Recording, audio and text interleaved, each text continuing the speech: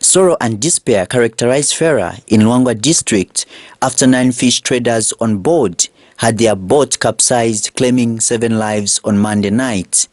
These bodies were recovered by the fish traders who heard shouts from the river, causing them to launch into their boat to rescue the perishing. The 9 on board, comprised of 4 Mozambicans, survived by 1 and 5 Zambians survived by 1.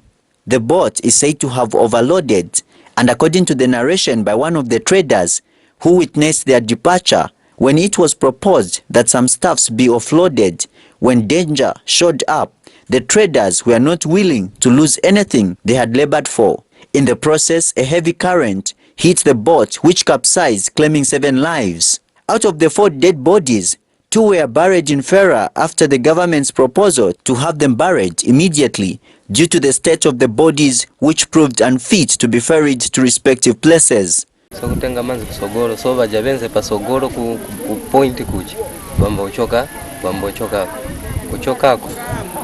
valemerera kumbuyo nde boti yapinda muka yakupi yabakupika kuba kupika nde vikatundu vinasaranga basarangana so kusarangana kuja venango anakwera bachani pakatoni box yenze yabamayi balonga mona abantu akanono abantu abali 9. So ifota Phiri ikabala tuipaya sana. Pali mzako yalipako patupi na tisauzi wachito kuvalika wankale mwamuna wankale mzimai.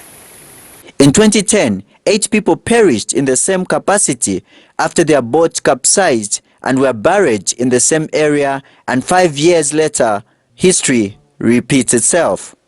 Andrew Phiri, Movie TV News, Luangwa.